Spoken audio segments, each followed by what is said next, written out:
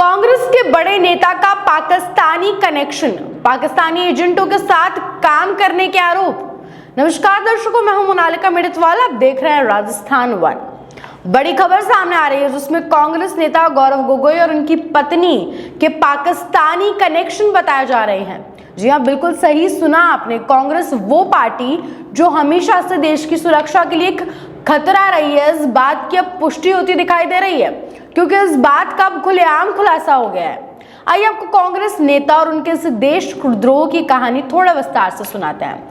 दोस्तों, ये बात किसी से भी कभी छुपी नहीं है कि कांग्रेस पार्टी एक बार नहीं बल्कि कई बार आईएसआई के पक्ष में टिप्पणियां देती दिखाई दी है, और इतिहास भी इस बात का गवाह है। और ऐसे तमाम सबूत मौजूद हैं जिनमें कांग्रेस ने कई पाकिस्तानी आतंकवादियों के पक्ष में आवाज उठाई है।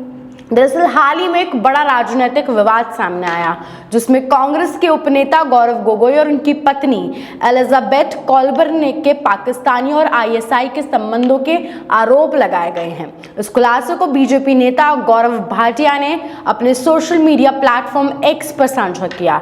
भाटिया ने कहा कि गौरव गोगोई की पत्नी एलिजाबेथ कॉलबर्न का पाकिस्तान के योजना आयोग के सलाहकार तौकीर शेख के साथ संबंध है। उन्होंने कहा यह एक बेहद गंभीर मुद्दा है जो देश की राष्ट्रीय सुरक्षा के लिए खतरे की घंटी है।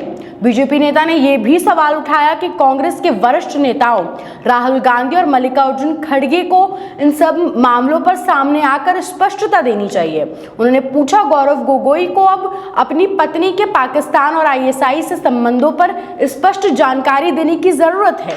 गौरव भाटिया ने यह भी पूछा कि क्या कांग्रेस पाकिस्तान और आईएसआई से अपने राजनीतिक उद्देश्यों के लिए समर्थन ले रही है, और क्या ये राष्ट्रीय सुरक्षा के लिए खतरे का कारण नहीं बन सकता। दोस्तों, ये मामला कांग्रेस पर कई गंभीर सवाल खड़े करता है। क्या सच में गौरव गोगोई और उनकी पार्टी के ऐसे कोई कनेक्शन हैं, और अगर नहीं है तो इस बात पर वो सामने आकर स्पष्टता दे, इस बात पर जवाब दें।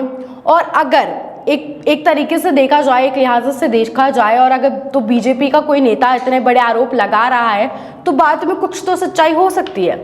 आपके इस मामले पर क्या विचार है, हमें कमेंट करके जरूर बताएं। जानकारी अच्छी लगी हो तो शेयर जरूर करें और बने रहें राजस्थान वन के साथ।